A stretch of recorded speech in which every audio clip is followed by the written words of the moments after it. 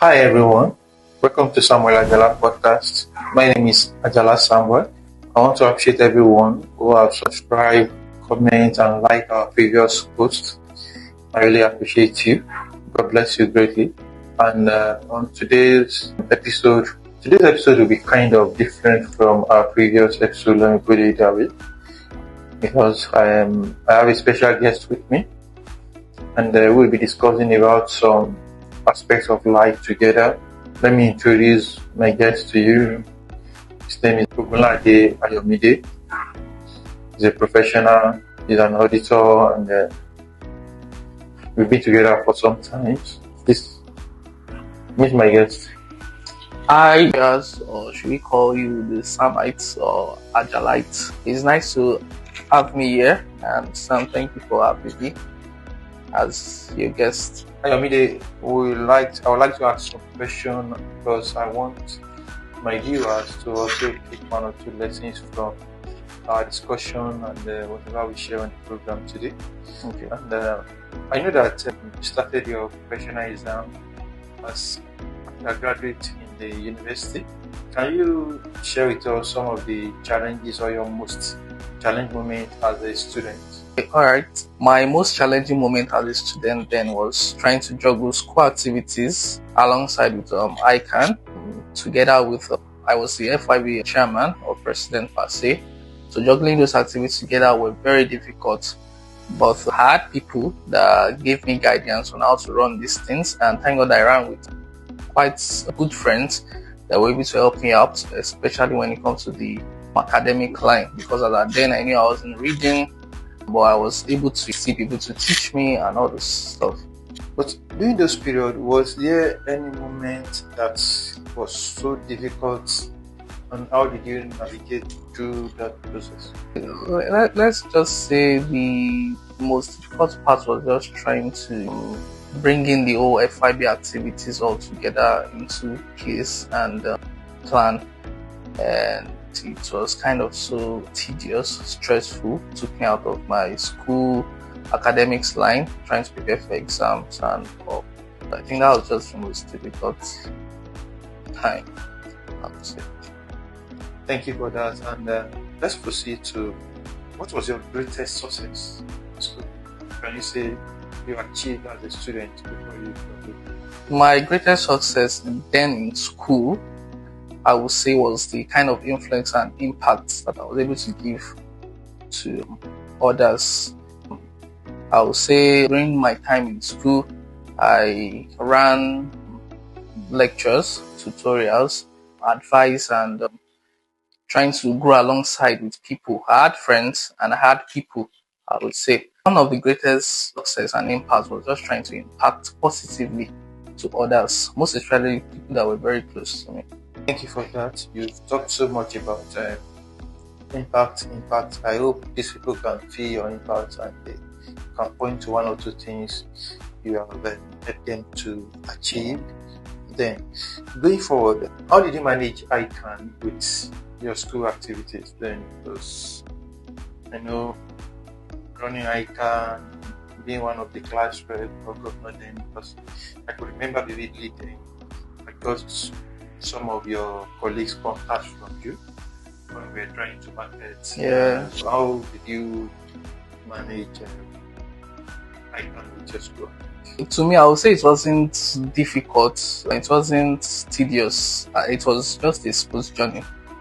Because studying accounting back then in school alongside with ICANN, which is still the accounting line and all, how I was able to manage it was we started from the very preliminary stage of the ICANN, which is the ATS stage, and more or less these were things that were being done in the school and all. So it was definitely, so far I'm learning ICANN, and it's still quite the same thing that I'm going to be learning in school. More or less, I can give me the privilege to even become better in my learnings in school. I was able to manage it. I ran through attending lecture, both ICANN lectures and school lectures, and Synergy then gave us a very good platform for us to attend lectures in the evening. Immediately after school times, we go doing our lectures and all. And I had friends too that were my classmates, so we ran these things together, attended school lectures together, read together, studied together. We mostly did everything, and I thank God some of those friends are still actually with me and we're also still growing, however, together. And it wasn't too, I would say it wasn't too tedious because we're still running the same line of study. ICANN, accounting, same. Thank you very much. I hope someone out there who is considering maybe they should combine ICANN with their undergraduate activities there to pick up this as a motivation. Yes, then most to go ahead definitely. and do it. It actually complements each other. Most often, sometimes you want to combine activities, other things with your school activities, primary school activities. You have to look at what benefit you will gain. Yes. How does each of these things complement each other, which is very good. There is always a contrast between whatever you want to do and what you're doing. You just need to find alignment and make it work. No, thank you. And now I know that you're a child accountant, you're a graduate, and you have been working. Can you tell me, if you don't mind, what was your first pay as a professional? My first pay as a professional, then after leaving school, when I was done with exams and all, I hadn't gone for an NYSC though, but I knew, I need to pick up my pace and start doing something. So I got 2 offers then, back then. One was to work in a firm, even if I think it was a fashion design firm, clothing in the island, Lagos. They were ready to pay 80,000, even as a person who hasn't done NYSC. Then the other one was an audit firm, a very small scale audit firm. I got advice from series of people and all, and I ended up going for the audit firm, and my first pay was actually 10,000 naira. You choose a pay of 10,000 naira over a pay of 80,000. Yes, actually. Why would you do that? If we should look at it, the majority of us will more or less want to go for higher pay based on the economy, economic situation and all. But sometimes it's just beyond the money factor when you are trying to pursue a career. It boils down to what do you love, first of all, doing. And I know the offer I got, which was more than the 10,000 pay, was also accounting. But it now depends on another thing, which is the exposure those stuff might give you. And the audit was ready to give me a lot of exposure that I didn't know, but the advice I got from people who I know that have run through these settings told me this and all. I went blindly, I would say, but with the mindset that I'm going to make, a better ace to this thing. It gave me a lot of exposure actually at the end of the day, you get. I would say why I chose that was because of things that I've learned from people who I know have had the experience and all. In short, if I repeat one or two things from what you have said now, it is always good to have a career mentor who will give you advice on those who have gone ahead of you. And I think we talked about this in our previous podcast when we talked about having a mentor and some other things like that you need to consider in life. Yes. Before you make your decision, which is very good. So please, if you are out there, if you want to repeat this, have a mentor. Have a each mentor. key aspect of your life. Exactly. It's and important. Have a career mentor in marriage to be definitely help. But most importantly, before you subject yourself to mentorship, there are some key things you need to look into. Please, let's proceed. How did you grow your income to the current state? Although I don't know how much you are earning, and I don't want to go into that, but I know you are not longer earning 10,000. You started with a few years ago.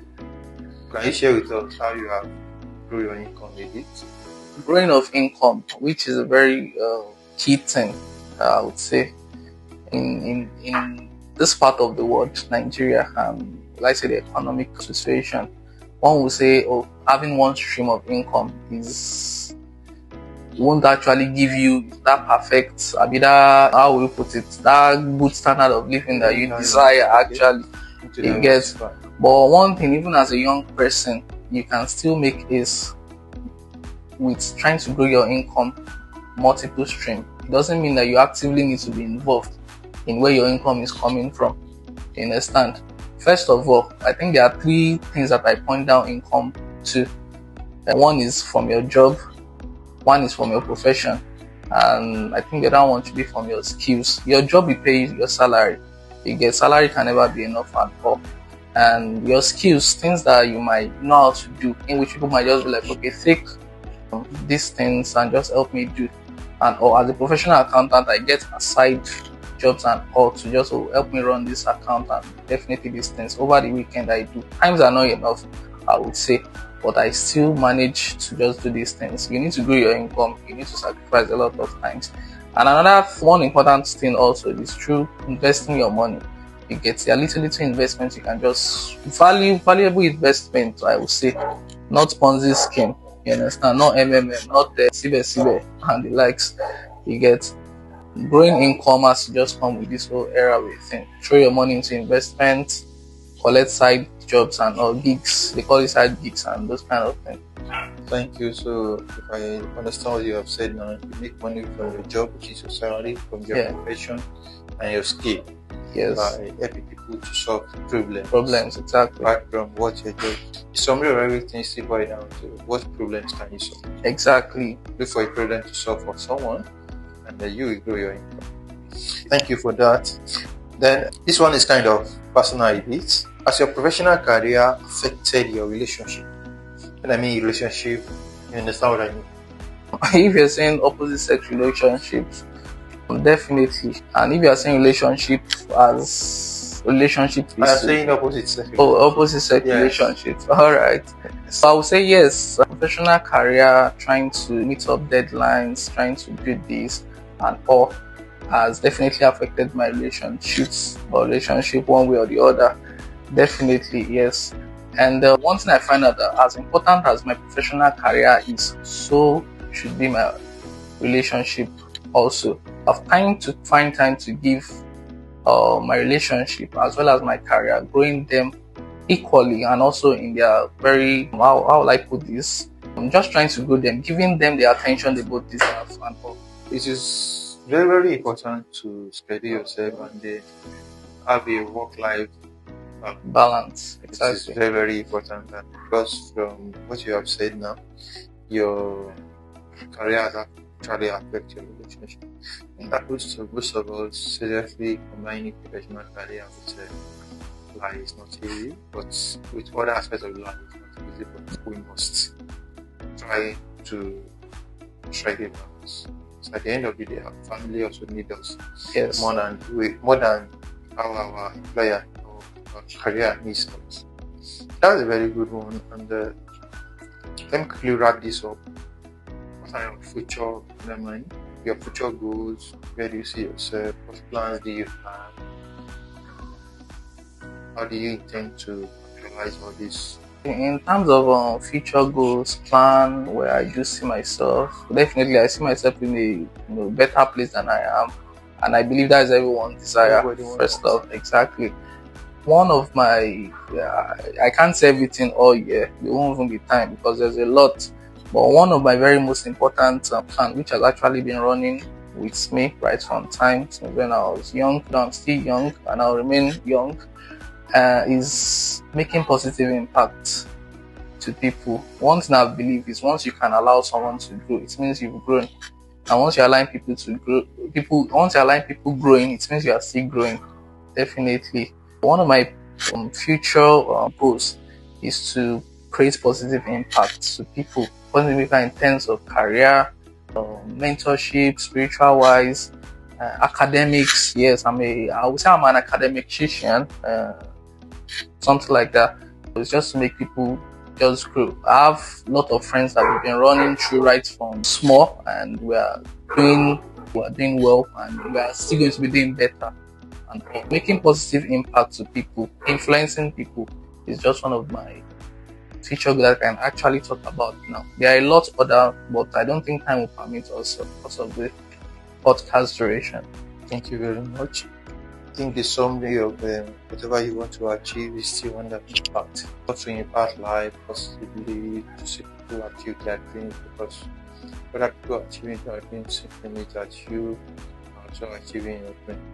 And there is one thing I will always say to you, that if you think you help people to achieve their dreams, you don't know that you do more to yourself than you do to others. Yeah, exactly. Because there is no way someone who does not have anything can help other people to achieve their dreams. Really actually helping people to achieve their dreams. you are also one way or the other achieving something. And then finally, with together, I think we started as a student lecturer. I think finally my question would just be that if you could pick one project for us to work on together in the future, what would that be? It still boils down to helping people, positive impacts, and trying to groom others, especially the young ones. Definitely, that will be one major project that I would love myself and you to actually work together. And I feel, well, in a way, we've tried to see how we can collaborate on this. I think that's good. I think the summary and the essence of our being on earth is to fulfill purpose. And I feel like one of the things God wants us to actually achieve in life is to live an impactful life. Because Jesus Christ only lived for 33 years and was talking about everything that's made on earth today. No matter how long you live, where you live, if you're not living an impactful life, my dear brother and sister, don't live it.